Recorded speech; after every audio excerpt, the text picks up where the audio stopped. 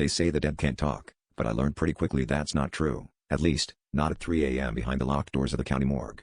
I picked up the night shift for the extra money, thinking the quiet would be peaceful.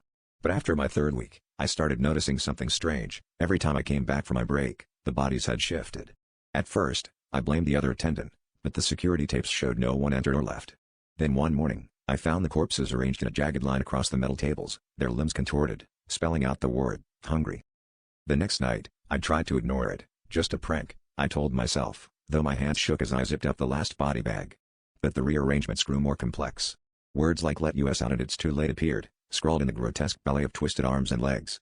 The worst was the night I found my own name spelled out, toes pointed in shaky cursive, eyes wide open and staring at me. I started to dread the end of each shift, afraid of what message I'd find next. I stopped sleeping, afraid I'd wake up surrounded by cold metal and accusing fingers.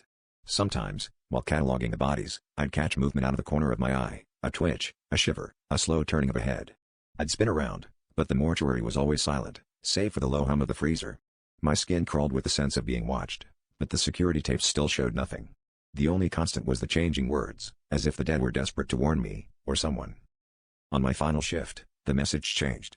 The bodies formed a perfect circle around my workstation, their jaws wrenched open, hands pointing at my chest. The words this time were simple, "It's inside you now." I stumbled back, heart racing, and that's when I felt it, something cold and heavy slithering beneath my ribs, a writhing hunger that wasn't mine.